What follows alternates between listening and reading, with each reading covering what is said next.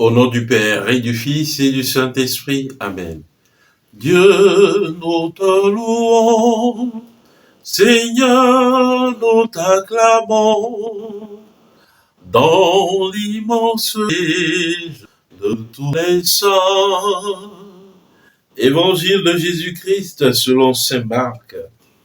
En ce temps-là, Jésus ressuscité se manifesta aux 11 apôtres et leur dit: allez dans le monde entier, proclamez l'évangile à toute la création.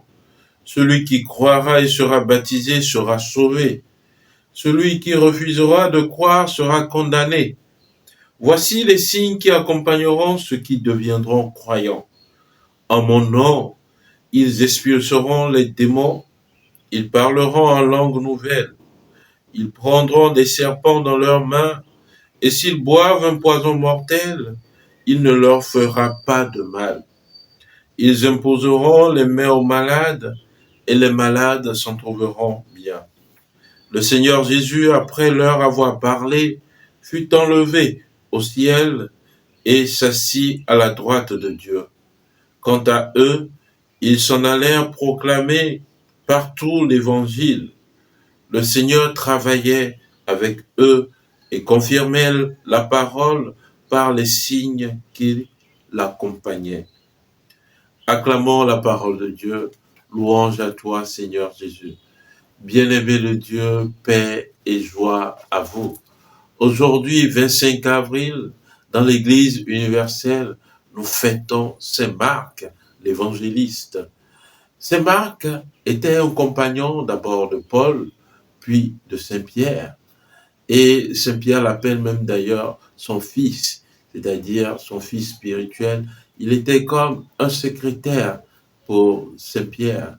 Voilà pourquoi il est le saint patron des notaires et des vitriers.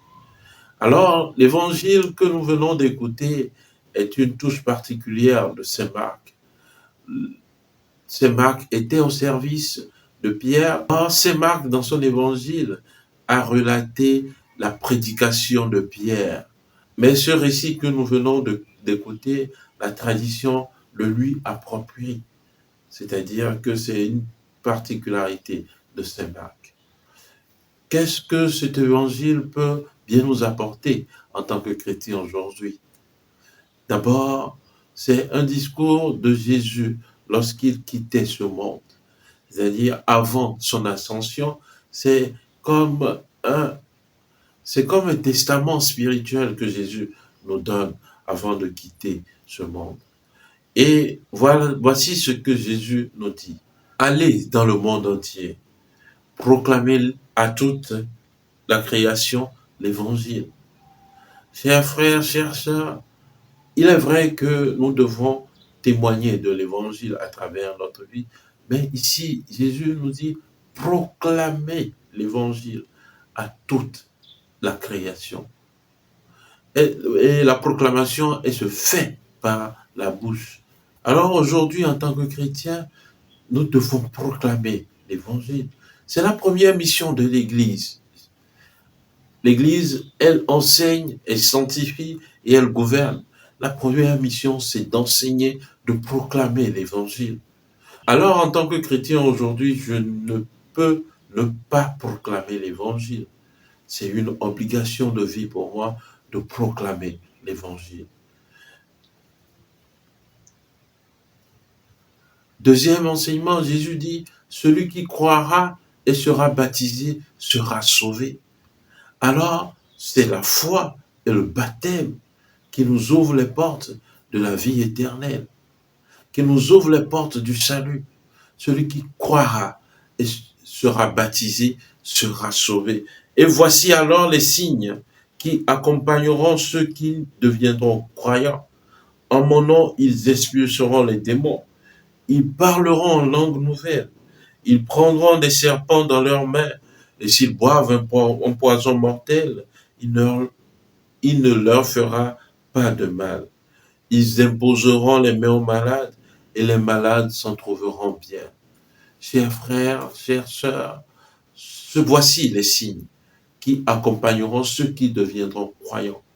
Ce n'est pas les signes qui accompagneront ceux qui seront prêtres. Ce n'est pas les signes qui accompagneront les membres du renouveau charismatique, mais Saint Marc nous dit, voici les signes qui accompagneront ceux qui deviendront croyants. C'est l'ensemble des chrétiens qui sont appelés à manifester ces signes par leur foi en Jésus-Christ. Alors, bien-aimés de Dieu, aujourd'hui, nous devons véritablement nous questionner sur notre appartenance au Christ et sur notre identité de chrétien. Est-ce que nous pouvons manifester ce signe? Est-ce que nous croyons véritablement au Christ ressuscité? Puisque ce discours, c'est après la résurrection. Est-ce que nous croyons au Christ ressuscité? Est-ce que nous proclamons, nous témoignons du Christ ressuscité?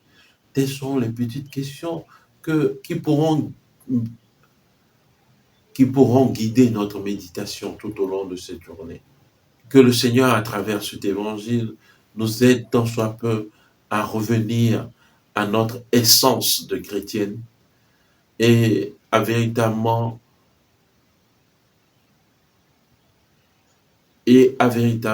agir pour la gloire de Dieu au nom de Jésus-Christ, car c'est en son nom que nous pouvons accomplir tous ces signes. Prions le Seigneur. Seigneur Dieu, tu as accordé au bienheureux Marc, ton évangéliste, l'honneur et la grâce de proclamer la bonne nouvelle.